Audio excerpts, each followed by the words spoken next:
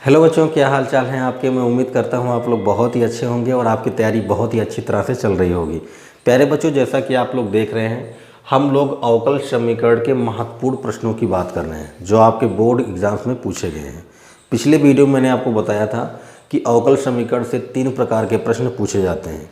2 प्रकार के प्रश्नों की बात हम लोग पिछले वीडियो में कर चुके हैं। अगर आपने पिछला वीडियो नहीं देखा है तो उसकी लिंक आपको इस वीडियो के डिस्क्रिप्शन बॉक्स में मिल जाएगी, आप वहां से देख सकते हैं। प्लेलिस्ट में जाकर आप उस वीडियो को देख सकते हैं या फिर किनारे में आपको आई बटन दिख रहा होगा, वहां पे क्लिक करके आप उस वीडियो को देख सकते हैं। तो आज की इस वीडियो में हम लोग तीसरे प्रकार के प्रश्नों की बात करेंगे जो आपके बोर्ड एग्जाम्स में पूछे जाते हैं। तो चलिए बिना देर किए शुरू करते हैं।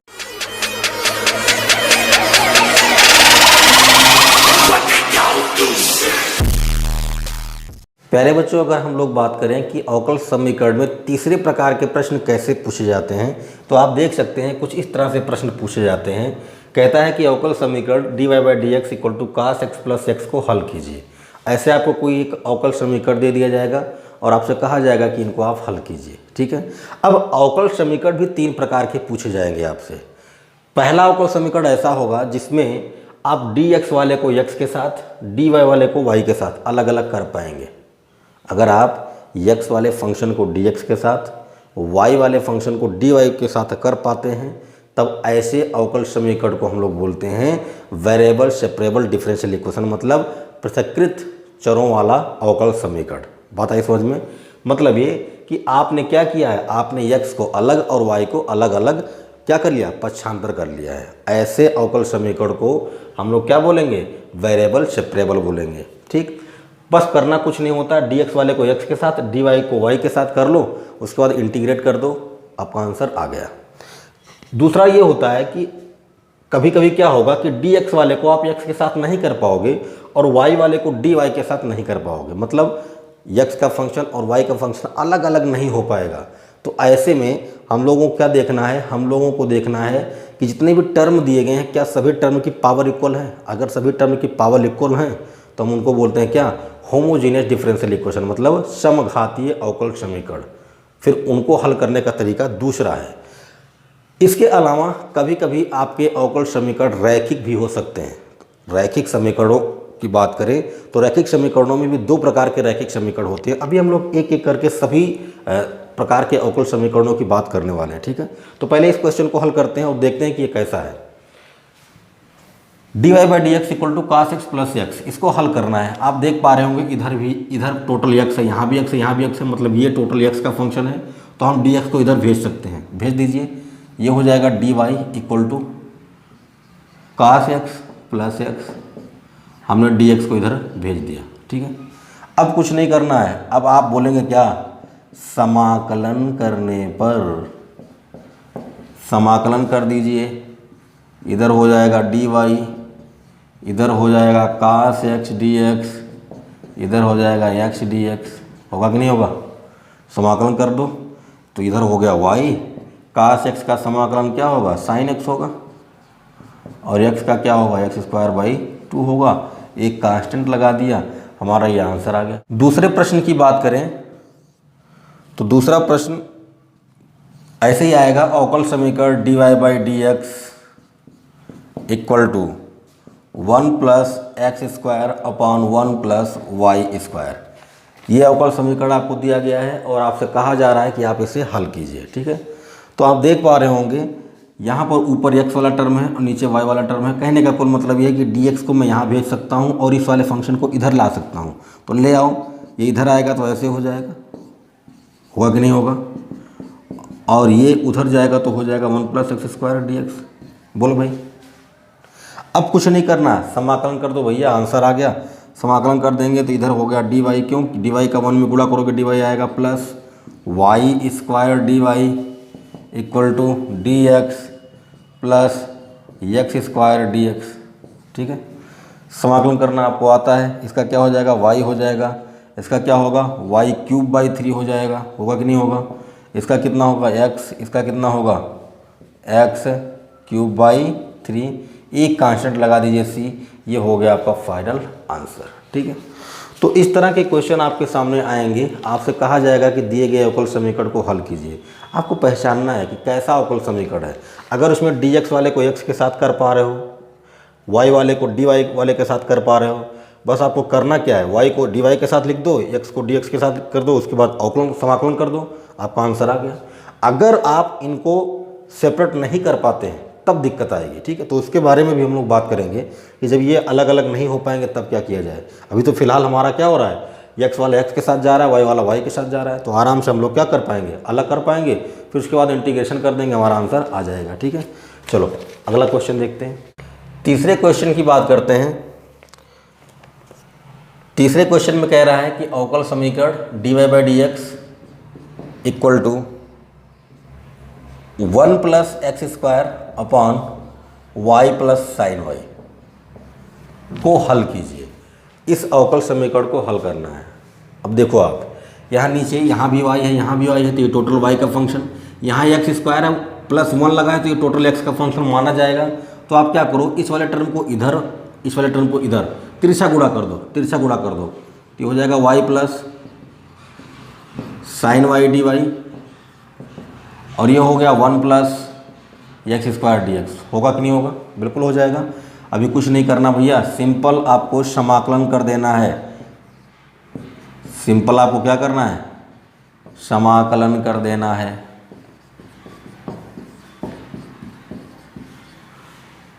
मैं उम्मीद करता हूँ आप कर ले जाएंगे। y का y²/2 हो जाएगा, साइन y का हो जाएगा माइनस कास y, यहाँ पर x हो गया, यहाँ पर x³/3 हो गया, एक कांस्टेंट लगा देंगे, आपका आंसर आ जाएगा, ठीक है। चलो अगला क्वेश्चन देखते हैं। नेक्स्ट क्वेश्चन की बात करें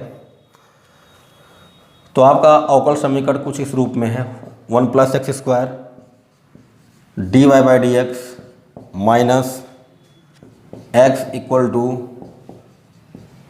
2 tan इनवर्स x।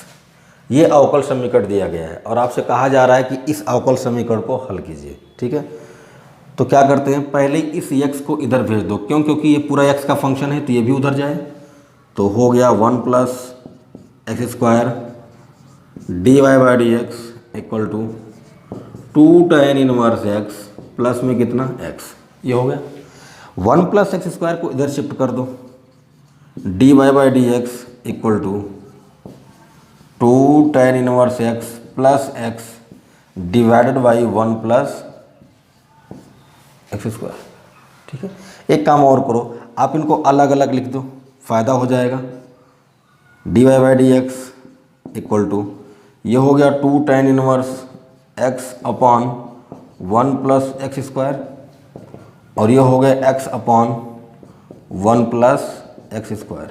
देख पा रहे होंगे आप, ये भी पूरा x का फंक्शन है, ये भी पूरा x का फंक्शन है। हम dx को इधर शिफ्ट कर सकते हैं, मतलब dx का तिरछा गुणा कर दें तो ये मिलेगा आपको dy equal to 2 tan inverse x upon 1 plus x square dx plus x dx upon 1 plus x square. समाकलन कर दीजिए, समाकलन कर दीजिए, आपका आंसर आ जाएगा। इधर समाकलन करेंगे तो y आएगा, कितना आएगा, y आएगा। 2 तो कांस्टेंट है, 2 कांस्टेंट है, बाहर हो गया। tan inverse x by 1 plus x square, इसका समाकलन करना है। tan इनवर्स x को आप x मान लीजिए, tan इनवर्स x को आप t मान लीजिए, ठीक है। तो इधर क्या हो जाएगा, 1/1 plus x square d x equal to कितना, dt हो गया, होगा ना। तो ध्यान से देखो, dx/1 प्लस एक्स स्क्वायर यही तो है, इसकी वैल्यू क्या हो गई, dt हो गई, और tan इनवर्स को आपने t मान लिया है। तो कुल मिला के आपका इंटीग्रेशन हो जाएगा क्या, t dt। क्या हो गया, यहाँ पर हो गया t और ये पूरा हो गया dt, और t का इंटीग्रेशन क्या होगा, t² बाई 2। t की वैल्यू कितनी है, t की वैल्यू tan इनवर्स है, तो इसका इंटीग्रेशन हो गया tan इनवर्स x का स्क्वायर बटे 2। 1-2 पहले से लगा हुआ है, 1-2 पहले से लगा हुआ है, इस 2 से ये 2 कट जाएगा, तो यहाँ पर आपके पास आएगा क्या, tan इनवर्स x का होल स्क्वायर, ठीक है। समझ गए होंगे। इस वाले का देखिए, नीचे वाले को आप x मान लीजिए, सॉरी t मान लीजिए, तो 1 प्लस एक्स स्क्वायर को आप t मानेंगे तो इधर क्या आएगा, 2x dx बराबर क्या, dt, यही तो आएगा, देख लो। और इस 2 को अगर आप इधर से हटाओगे तो यहाँ कर दो, तो x dx की वैल्यू कितनी आ गई, dt/2। एक्स डी एक्स की value D T by two हो गई। मतलब ये कि 1/2 को आप बाहर कर लीजिए, डी टी हो गया। 1 प्लस एक्स स्क्वायर को आपने टी मान रखा है तो डी टी बाई टी हो गया।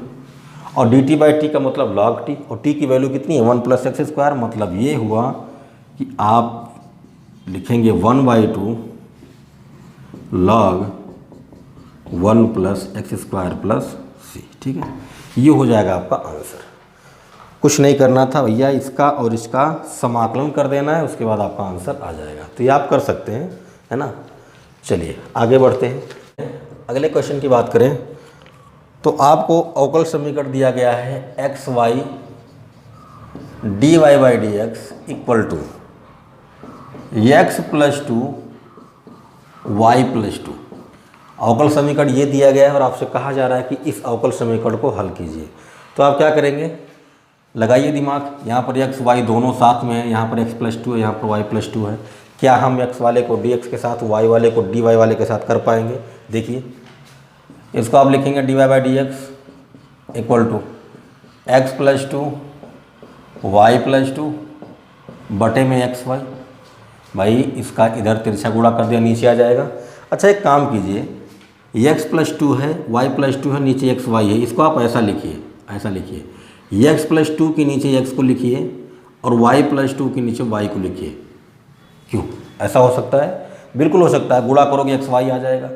अब एक काम करो, ये पूरा आपका एक्स का फंक्शन हो गया, ये पूरा आपका वाई का फंक्शन हो गया, तो इस वाले को वाई के साथ और इस वाले को एक्स के साथ कर लो।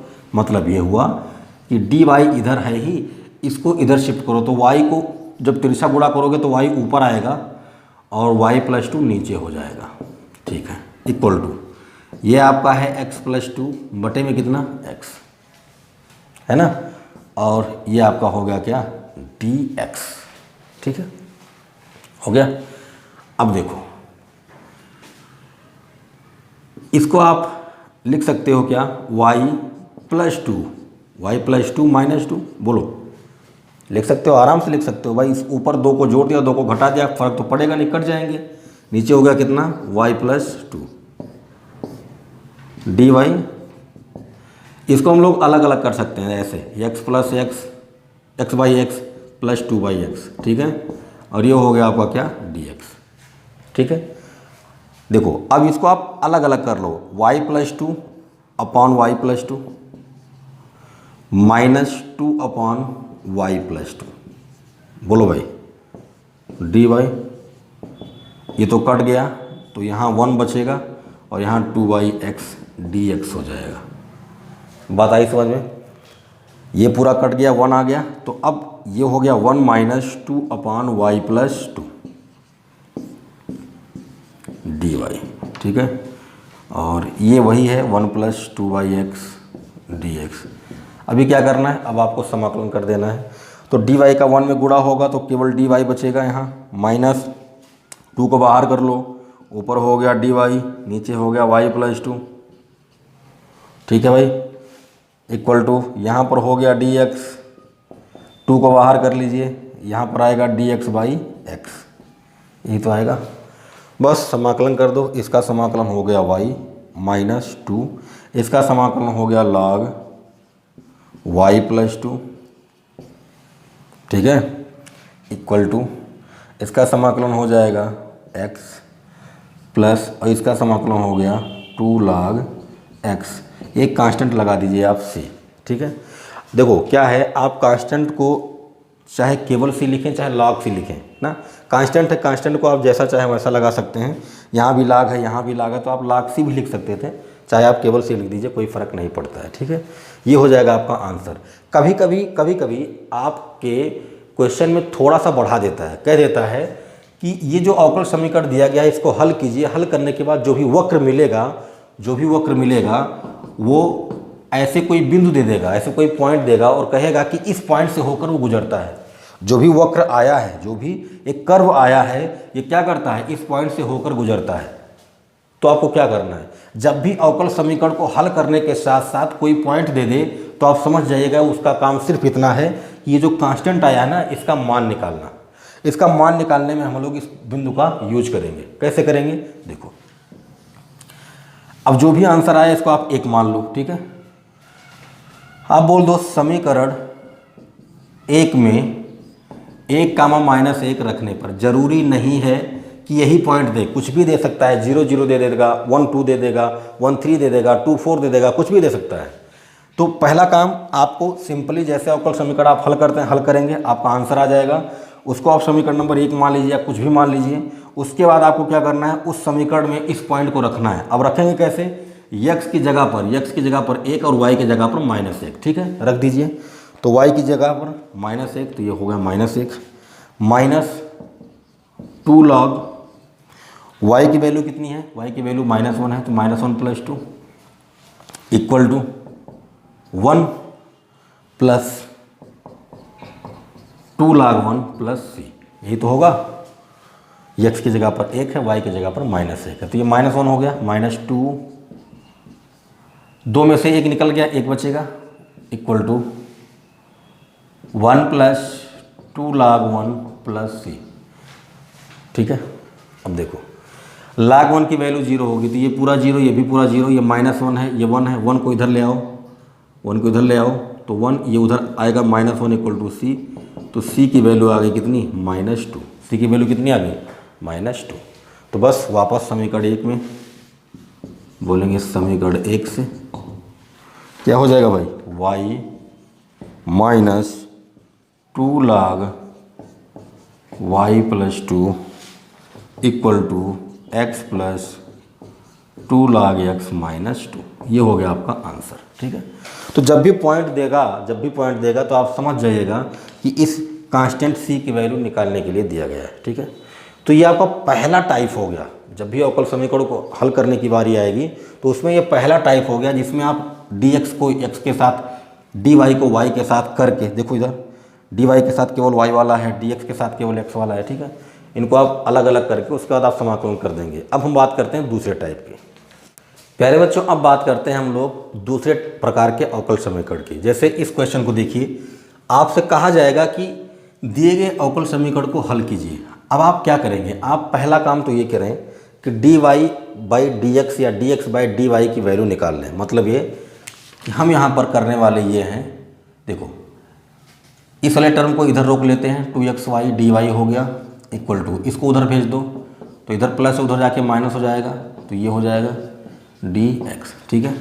अब यहाँ से अगर हम dy और इस dx को इधर लाएं तो नीचे आएगा, इक्वल टू इसको उधर ले जाओ, तो ये हो जाएगा -x² - y स्क्वायर बटे में कितना, 2xy।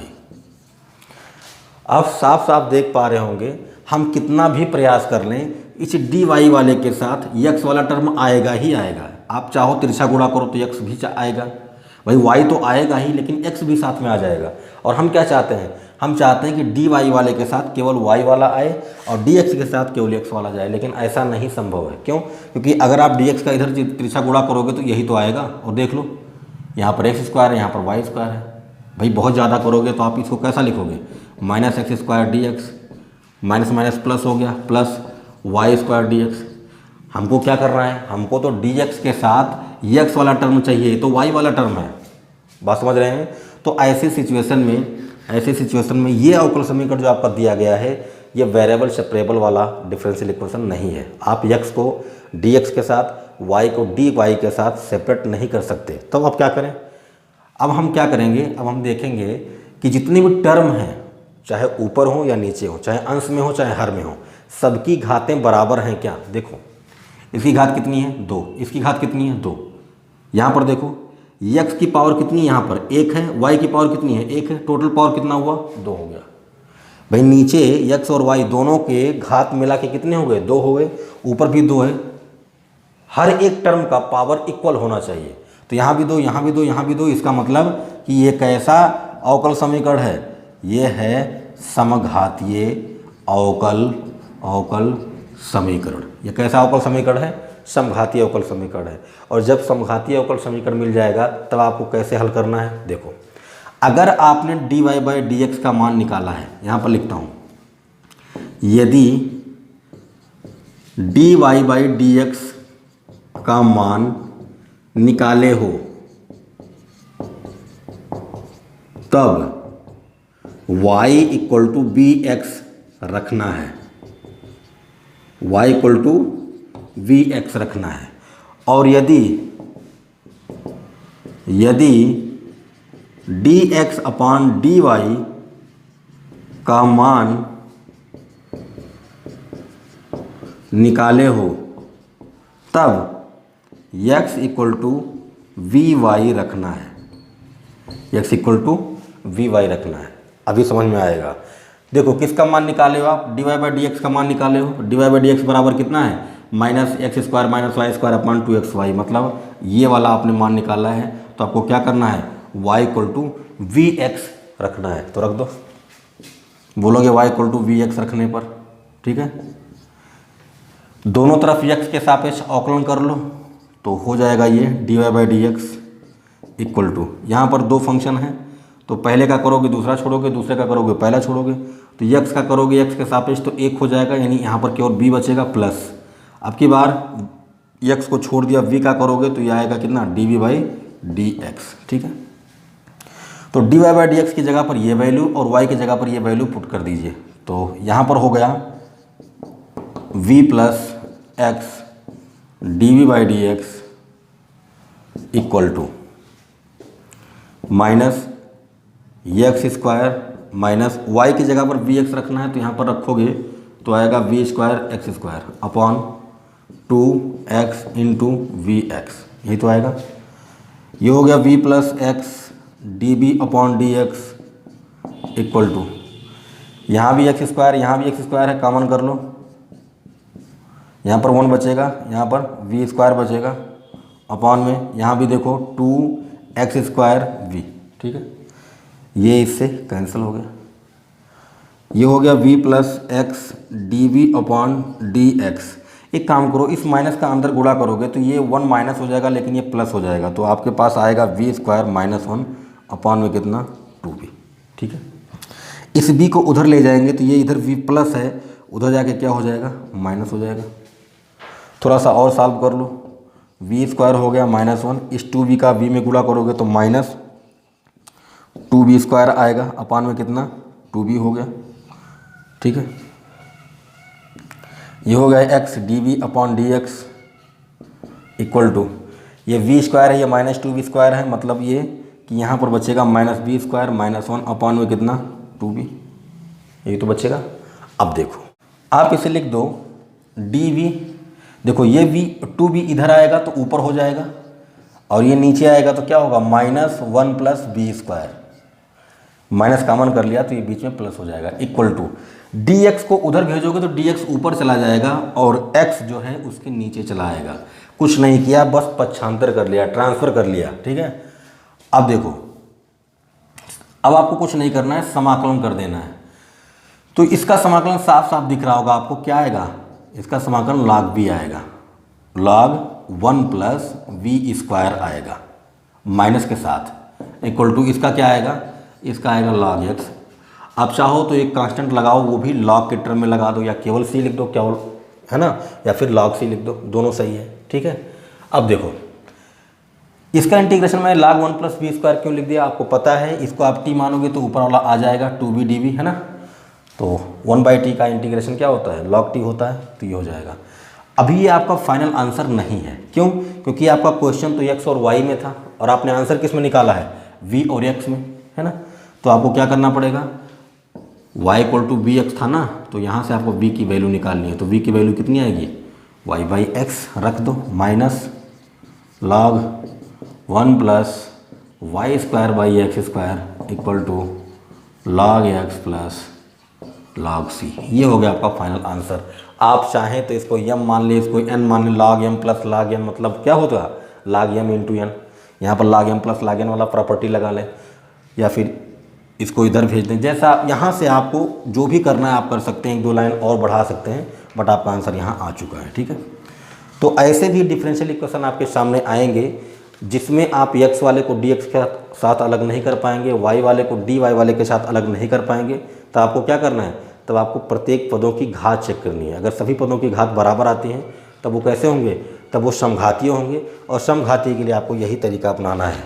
अगर d y by d x का मान आप निकालते हैं तो y equal to b x रखेंगे, और अगर आप डी एक्स बटा डी वाई का मान निकालते हैं तो आपको x बराबर बी वाई रखना। शायद क्वेश्चन नंबर 7 है ना। आपको क्वेश्चन दिया गया है y डी एक्स माइनस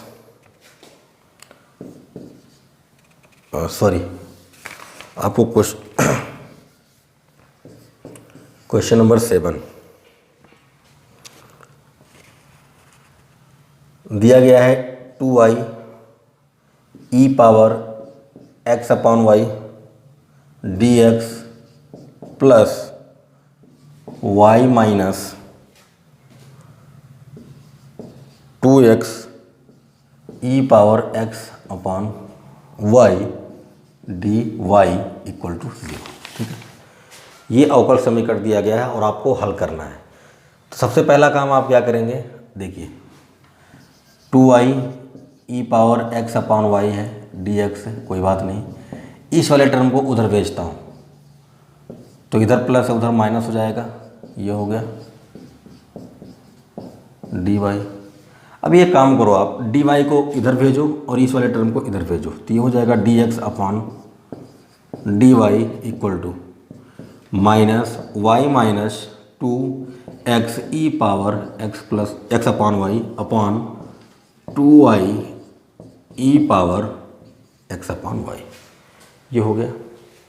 अब देखो साफ साफ दिख रहा था कि dx के साथ x वाला टर्म तो है लेकिन y वाला भी है, dy वाले के साथ y वाला तो है लेकिन साथ में x वाला भी है। तो यहाँ पर हम x को dx के साथ y को dy वाले के साथ अलग अलग नहीं कर पा रहे थे, इसलिए हम लोगों ने क्या किया, dx बटा dy का मान निकाला। आप dy बटा dx का मान भी निकाल सकते हैं। ठीक है, पिछला वाला क्वेश्चन में dy बाई dx पे निकाला था तो इसको इसलिए मैंने बदल दिया, dx बटा dy कर दिया। ठीक है, अब आपको क्या करना है, यहाँ पर तो साफ साफ दिख गया कि हम dx के साथ x को और dy वाले के साथ y को अलग अलग नहीं कर पा रहे हैं। इसका मतलब कि ये वेरिएबल सेपरेबल की कंडीशन नहीं है, ये होमोजीनियस की कंडीशन हो सकती है क्या। देखो हर टर्म का पावर इक्वल होना चाहिए। इस टर्म का पावर कितना है, y का 1 है, यहाँ पर कितना है 1 है। अब अगर यहाँ देखोगे तो ऊपर 1 यहाँ नीचे 1 इक्वल जा रहा है, यहाँ 1 ठीक है, यहाँ 1 यहाँ भी 1। हर टर्म का पावर क्या है, इक्वल है। तो अगर हर टर्म का पावर इक्वल है तो ये कैसा है, ये समघातीय है, और अगर समघातीय है तो इसको हल करना बहुत ही आसान है। अब आप देखो आपने किसका मान निकाला है, dx बटा dy का।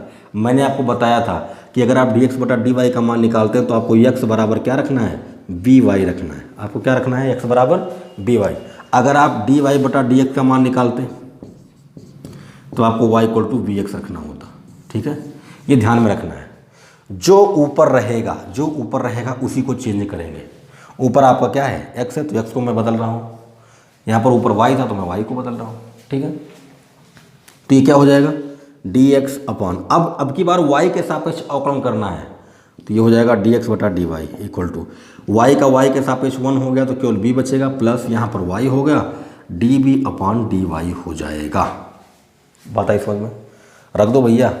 ये हो गया b plus y d b upon d y equal to minus y minus 2, x की जगह पर बी वाई रखना है तो यहाँ पर रख दो, यहाँ पर v y e power v y upon y total 2y e power b y बटे वाई। ठीक है, इस y से ये y कैंसिल हो गया, इस y से ये y कैंसिल हो गया, यहाँ भी y है यहाँ भी y है, कॉमन कर लो तो ये कॉमन निकल के आएगा तो माइनस y हो गया, यहाँ पर 1 बचेगा, माइनस यहाँ 2v ई पावर v। ठीक है, और नीचे देखो यहाँ पर है 2y ई पावर v, तो y से y कैंसिल हो गया। ठीक है, y d b upon d y equal to, इस b को मैं उधर शिफ्ट कर रहा हूँ तो यहाँ ध्यान से देखना, इस माइनस का अंदर गुणा होगा तो ये माइनस हो जाएगा और ये माइनस माइनस प्लस हो गया, 2v ई पावर v। ठीक, जब ये वाला b उधर जाएगा तो माइनस हो जाएगा अपॉन 2 ई पावर v। ठीक है, यही तो आएगा। अब इसका आप तिरछा गुणा कर लीजिए इसमें, तो आएगा -1 प्लस 2v ई पावर v। इसका गुणा करेंगे तो आएगा -2v ई पावर v अपॉन में कितना 2e पावर v। ध्यान से देखो, ये प्लस है ये माइनस से कैंसिल हो गया, बचा क्या -1 अपॉन 2e पावर v। तो देखो यहाँ से देख लेते हैं, इधर है आपका y dv by dy equal to -1 upon 2e power v। अब देखो यहाँ पर dv है और ये v का टर्म है, तो इसको इधर शिफ्ट करो तो ये हो जाएगा dv, ये आएगा तो ऊपर जाएगा तो 2e पावर v माइनस के साथ में है ना, इक्वल टू dy उधर चला गया और y इसके नीचे चला आएगा। ठीक है, ये होगा। अब समाकलन कर दो, समाकलन करोगे तो -2 को बाहर कर लो, e पावर v dv हो गया इक्वल टू ये हो गया dy by y। e power v का समाकलन e पावर v ही आएगा, तो -2 e पावर v, इसका हो गया log y और एक कांस्टेंट लगा दो आप c। ठीक है, चाहो तो आप कांस्टेंट log c भी लिख सकते हो। ठीक है, कोई दिक्कत नहीं है। अब v की वैल्यू क्या है यहाँ से निकाल लो, v इक्वल टू क्या हो जाएगा x अपॉन y, तो रख दो।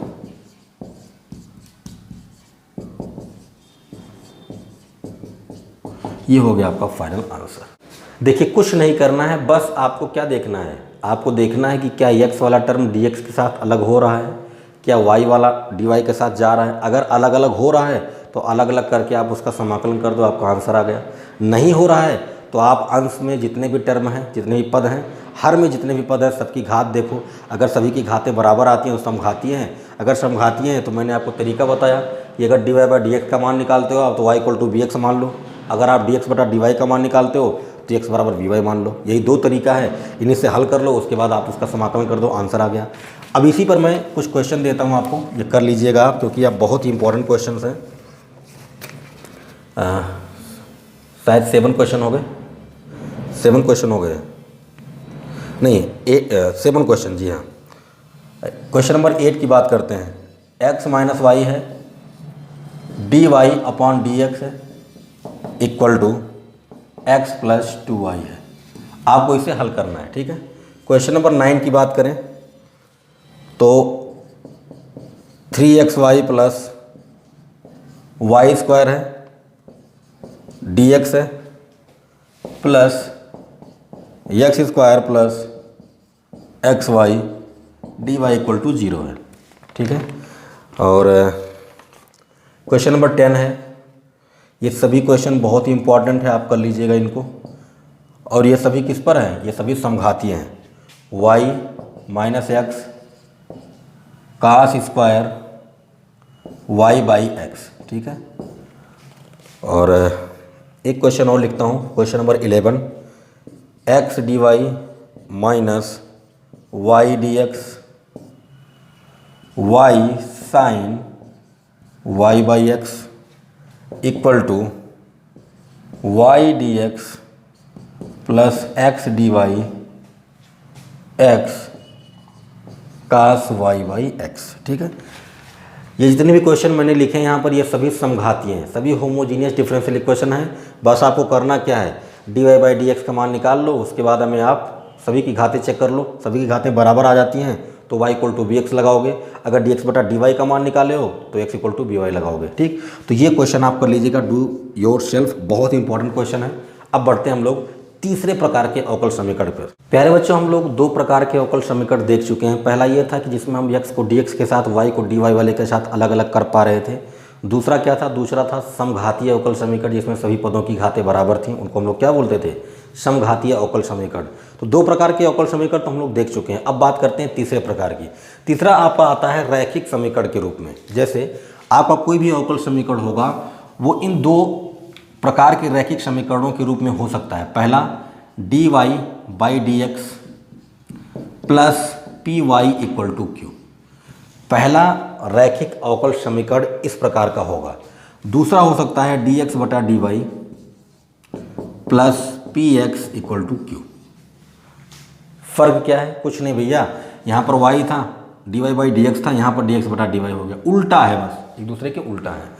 अगर ऐसा अवकल समीकरण आपको दिखता है, ऐसा अवकल समीकरण आपको दिखता है तो ये जो P और Q है, ये जो P और Q है, P और Q है, ये या तो नियतांक होंगे या यक्स के फलन होंगे। या तो P और Q कोई गिनती हो सकती है 1 2 3 4 5, या तो यक्स के टर्म हो सकते हैं, यक्स साइन एक्स कास एक्स। ठीक है, इस वाले में बात करें, अगर ऐसा आपको अवकल समीकरण दिखता है तो यहाँ पर P और Q या तो कांस्टेंट होंगे, या तो नियतांक होंगे, या y के फलन होंगे, y के फलन। मतलब अगर आपको dx बटा dy वाला अवकल समीकरण दिखता है तो इसमें P और Q क्या होंगे, या तो कोई गिनती हो सकती है, या तो y के टर्म हो सकते हैं, y साइन y कास y। ठीक है, ये तो हो गए दो प्रकार के अवकल समीकरण। और ये कैसे हैं, रैखिक हैं। अभी तक हम लोगों ने क्या देखा था, अभी तक हम लोगों ने देखा कि जिसमें x dx को अलग, y dy को अलग कर पा रहे थे। दूसरा हमने देखा समघातीय, जिसमें अंश और हर सभी की घातें बराबर थी। अब यहाँ पर हमको ऐसा कुछ देखने को नहीं मिलेगा। तो जो भी अवकल समीकरण हमें दिखेगा इसी रूप में हमको पहचानना होगा। ठीक, कि इस रूप में है या इस रूप में है। अगर इस रूप में है तब P और Q क्या होंगे, या तो कोई कांस्टेंट होंगे या तो x के फंक्शन होंगे। अगर इस रूप में है तो P और Q क्या होंगे, या तो कांस्टेंट होंगे या तो y के फंक्शन होंगे। इतनी बात समझ गए। अब ऐसे अवकल समीकरण को हल करने का तरीका क्या है, सबसे पहले आपको इंटीग्रेटिंग फैक्टर निकालना होगा, जिसको हम लोग हिंदी में समाकलन गुणांक बोलते हैं। ठीक है, आपको निकालना होगा इंटीग्रेटिंग फैक्टर। तो अगर आप समाकल गुणांक निकालते हैं तो कैसे निकलेगा, इस वाले समीकरण का समाकल गुणांक निकालने के लिए आपको क्या करना है, e पावर p dx। इसका इंटीग्रेटिंग फैक्टर क्या होगा, e पावर p dx। ये जो p लिखा है ना, इसी का x के सापेक्ष समाकलन कर देना है और e के पावर में ले जाके, ये हो गया। इस वाले की बात करें तो इसका इंटीग्रेटिंग फैक्टर क्या होगा, e पावर p dy। क्या होगा, dy। ध्यान से देखिएगा, यहाँ पर p के साथ dx है और यहाँ पर p के साथ dy है। क्यों, यहाँ पर जो नीचे रहेगा ना वो p के साथ जाएगा, यहाँ जो नीचे रहेगा ना वो p के साथ जाएगा, और वो इंटीग्रेटिंग फैक्टर में वही रहेगा। बात आई समझ में। तो अगर ऐसा समीकरण है तो उसके लिए इंटीग्रेटिंग फैक्टर ऐसे निकलता है e पावर p dx, और अगर ऐसा है तो निकलता है e पावर p dy। अब इसका सोल्यूशन कैसे लिखते हैं, सोल्यूशन लिखने के लिए आपको क्या करना होगा, यहाँ पर जो ये y है इस y को लिख दो, इनटू इंटीग्रेटिंग फैक्टर होगा equal to q into integrating factor dx plus c। बात आई समझ में। इस वाले का निकाल लो सोल्यूशन। इस वाले में क्या होगा, यहाँ पर जो है p के साथ में x है तो x लिख दो, integrating factor equal to q into integrating factor और क्या आया, dy प्लस c। ध्यान से देखिएगा, अगर यहाँ y है तो यहाँ dx होगा, यहाँ अगर x है तो यहाँ dy होगा। और वैसे भी हम लोग इंटीग्रेटिंग फैक्टर में जिसका यूज करते हैं, जिस ऑपरेटर का यूज करते हैं उसी का हम लोग यहाँ पर यूज करते हैं। यहाँ पर dy है तो यहाँ भी dy हो जाएगा, यहाँ पर dx है तो यहाँ भी dx हो जाएगा। ठीक, तो ये होता है अवकल समीकरण को हल करने का तरीका जब आपके अवकल समीकरण रैखिक रूप में हो। ठीक है, तो इनको ध्यान में रखेंगे। अब देखते हैं क्वेश्चन नंबर 12, क्योंकि 11 तक तो हम लोग कर ही चुके हैं। क्वेश्चन नंबर 12 में आपको कह रहा है dy by d x plus 2y equal to sine x. अब ध्यान से देखो, इसको देखो और इसको देखो, dy बटा d x plus 2y equal to sine x, dy बटा d x plus 2y equal to sine x. यहाँ पर p और q क्या है, या तो कोई कांस्टेंट होंगे या तो x के फंक्शन होंगे। तो तुलना कर लो। जब आप तुलना करोगे तो p की वैल्यू क्या मिलेगी, 2 मिलेगी, और q की वैल्यू क्या मिलेगी, साइन x मिलेगी। कोई दिक्कत नहीं है। सबसे पहले आप क्या करोगे, इंटीग्रेटिंग फैक्टर निकाल लो। e पावर p dx, यही तो होता है भाई। इस प्रकार का अगर अवकल समीकरण है तो उसके लिए समाकल गुणक क्या होता है, e power p dx। e power p की वैल्यू 2 है, 2 dx। 2 तो बाहर आ जाएगा ना, 2 तो बाहर आ जाएगा, तो यहाँ पर केवल बचेगा क्या, dx, और dx का समाकलन क्या होगा, dx का समाकलन हो गया x। तो इंटीग्रेटिंग फैक्टर आपको मिल गया e पावर 2x। ठीक है, ओके। अब कुछ नहीं, अब इसका सोल्यूशन लिखते हैं। सोल्यूशन लिखेंगे तो कैसे लिखेंगे, देखो भाई, वाई इंटू इंटीग्रेटिंग फैक्टर तो क्या है e power 2x equal to q का मान कितना है साइन एक्स है, साइन एक्स हो गया, इंटू इंटीग्रेटिंग फैक्टर कितना है ई पावर 2x क्या हो गया dx प्लस सी। अब कुछ नहीं करना भैया, इसका कर लो समाकलन, आपका आंसर आ गया, आपका आंसर आ गया। ठीक है, तो बस पहचानना होगा आपको कि कैसा अवकल समीकरण दिया है। नेक्स्ट क्वेश्चन देखते हैं। क्वेश्चन नंबर 13 देखते हैं। दिया है dy by d x plus y by x equal to x square, ये दिया गया है। आप एक काम करो, इसको ऐसा लिखो ना dy by d x plus इसको आप लिखो 1 बाई एक्स और फिर लिखो y equal to x square. बोलो सही है, गुणा होगा तो यही आएगा।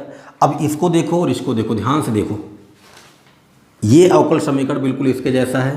तो p इक्वल टू क्या हो गया 1 by x, q equal to क्या हो गया एक्स स्क्वायर। सिंपल, निकाल लो इंटीग्रेटिव फैक्टर। ये बहुत ही आसान है, अगर आप पहचान पाए तो बहुत ही आसान है। e पावर p की वैल्यू है 1 by x D x, 1 by x का समाकलन होता है log x और e के पावर log x है तो इसकी वैल्यू x आ जाएगी। ठीक है, ये आप जानते हैं क्योंकि यहाँ पर बेस e होता है। तो सोल्यूशन क्या हो जाएगा इसका, सोल्यूशन होगा y इंटू इंटीग्रेटिव फैक्टर मतलब x इक्वल टू q का मान कितना है एक्स स्क्वायर है और इंटीग्रेटिव फैक्टर का मान कितना है x है dx प्लस सी। अब इसका भी सोल्यूशन बताना पड़े, एक्स क्यूब dx प्लस सी, ये हो गया एक्स वाई इक्वल टू क्या एक्स पावर 4/4 प्लस सी, ये हो गया आपका आंसर। ठीक है, बहुत ही आसान, बहुत ही आसान होते हैं, रैखिक वाले तो बहुत ही आसान होते हैं, बस आपको पहचानना है। ठीक है, देखते हैं अगला क्वेश्चन। क्वेश्चन नंबर 14 की बात करते हैं। लिखा है y dx minus x plus 2 y square d y equal to 0, ये है। अब एक काम करो, अब यहाँ पर dy बाई डी एक्स या dx बटा dy के रूप में नहीं दिया है तो आपको क्या करना पड़ेगा, पहले y by d x dy by d x या dx बटा dy के रूप में बनाना पड़ेगा। तो बना लो, कोई दिक्कत नहीं है। आप एक काम करो, इसको लिख लो y dx इक्वल टू, इसको उधर भेज दो तो हो गया x प्लस 2y स्क्वायर और क्या dy, ये उधर जाएगा तो माइनस प्लस हो जाएगा। अब एक काम करो, ये हो गया आपका dx, इस dy को इधर भेज दो x प्लस 2y स्क्वायर, ऐसा हो जाएगा। और साफ साफ दिख रहा होगा, एक काम करो y को उधर भेजो, y को उधर भेजने का मतलब है कि जब y इधर से जाएगा तो नीचे चला जाएगा ऐसे, और नीचे गया है तो इसको आप ऐसा भी तो लिख सकते हो, ऐसा भी तो लिख सकते हो। बोलो भाई, अलग अलग, इससे ये कैंसिल हो गया, ये आ गया dx बटा dy। इस x बटा y को अंदर इधर लाओगे तो माइनस हो जाएगा, माइनस क्या आया 1/y इंटू एक्स। देखो इसको ऐसे लिखता हूँ x बटा वाई, ठीक है, इक्वल टू कितना 2y। अब आप इसको ऐसा लिख सकते हो dx बटा dy प्लस माइनस 1/y और x इक्वल टू कितना 2y। क्योंकि हमने जो भी रैखिक समीकरण का रूप पढ़ा है उसमें यहाँ प्लस है तो हम इसको प्लस बना के लिखेंगे। ठीक है, अब इसको देखो और इसको देखो, दोनों एक जैसे हैं बिल्कुल। यहाँ p है तो यहाँ माइनस 1/y है, यहाँ q है तो यहाँ 2y है। और मैंने बोला था कि p और q क्या होंगे, या तो कांस्टेंट होंगे या तो y के फंक्शन होंगे। ठीक है, तो p की वैल्यू कितनी है माइनस 1/y, q की वैल्यू कितनी है 2y। तो बस आपको क्या करना है, आपको इंटीग्रेटिव फैक्टर निकालना है, निकाल लो IF e power p dy। ठीक है, क्या होगा e, p की वैल्यू माइनस 1/y है dy, माइनस को बाहर कर लो तो dy बटे y। ठीक है, साफ साफ दिख रहा होगा, ये हो गया माइनस log y। इस माइनस को मैं ऐसा भी तो लिख सकता हूँ -1, और -1 को मैं ऐसा भी लिख सकता हूँ e power log y power -1। अब साफ साफ e से log हट जाएगा तो ये बचेगा क्या y पावर -1। ठीक है, y पावर -1, मतलब ये कि इंटीग्रेटिंग फैक्टर आ कितना गया y पावर -1 मतलब 1/y। ठीक है, तो इंटीग्रेटिंग फैक्टर मिल गया। अब इसका सोल्यूशन निकला है, लिख देते हैं। तो इस प्रकार के अवकल समीकरण का सोल्यूशन लिखने के लिए आपको लिखना होगा x इंटू इंटीग्रेटिंग फैक्टर कितना है 1/y है इक्वल टू q की वैल्यू कितनी है 2y है, और इंटीग्रेटिंग फैक्टर 1/y है, dy होगा प्लस c होगा। ठीक है, इस y से y कट गया, ये आ गया x/y इक्वल टू 2 को बाहर करो, केवल dy बचा है plus c, x/y equal to 2y plus c। ये हो गया आपका आंसर। ठीक है, तो बहुत ही आसान है अवकल समीकरण का रैखिक रूप, तो बहुत ही आसान है, बस आपको पहचानना है। ठीक है, तो याद रखना है आपको कि रैखिक समीकरण कैसे हल किए जाते हैं। बस ये 2 प्रकार के रैखिक समीकरण होते हैं। ठीक है, तो इनको देख लीजिएगा। अब मैं कुछ इंपॉर्टेंट क्वेश्चन लिखता हूँ जिनको आप सॉल्व कीजिएगा। ठीक है, बिल्कुल ऐसे ही लगेंगे, बहुत सिंपल क्वेश्चन है और ये सारे क्वेश्चन आपके एग्जाम में पूछे गए हैं। ठीक है, क्वेश्चन नंबर 15 की बात करते हैं।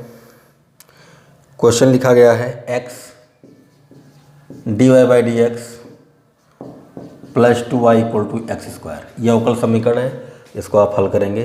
क्वेश्चन नंबर 16 की बात करें तो लिखा है dy/dx plus y tan x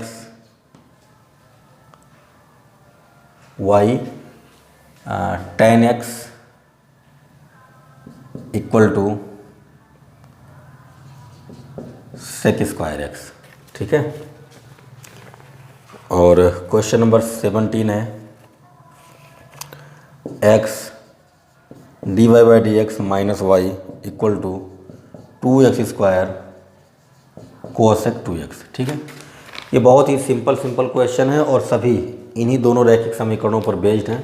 दोनों क्या आपको साफ दिख रहा होगा, यही वाला लगेगा। ठीक है, ज़्यादा यही वाला रैखिक समीकरण आते हैं, ये वाला बहुत ही कम आता है। ठीक है, तो ये तीनों क्वेश्चन आप कर लीजिएगा, डू योरसेल्फ, बहुत ही इंपॉर्टेंट क्वेश्चन है। ठीक है, तो प्यारे बच्चों, अवकल समीकरण में जितना कुछ था मैंने आपको सब बता दिया। अब आपको बस प्रैक्टिस करना है और प्रैक्टिस करने के लिए ज़्यादा कुछ सोचने की ज़रूरत नहीं है। आपका जो बुक है, जो आपका टेक्स्ट बुक है, उसमें जो एक्सरसाइज के क्वेश्चन दिए गए हैं उन्हीं क्वेश्चंस को आप सॉल्व कीजिए। ठीक है, कम से कम एग्ज़ाम देने से पहले आप कम से कम 3 बार तो हल कर ही लो। जितना ज़्यादा आप प्रैक्टिस किए रहोगे उतना ही आपके लिए सुविधा होगी। तो जितना भी हो सकता था अवकल समीकरण में मैंने आपको बता दिया, इससे बाहर का कुछ आता नहीं है, इससे बाहर का कभी पूछा जाएगा नहीं। ठीक है, तो ये आपका अवकल समीकरण समाप्त हुआ। अब हम लोग मिलेंगे नेक्स्ट वीडियो में नेक्स्ट चैप्टर के साथ।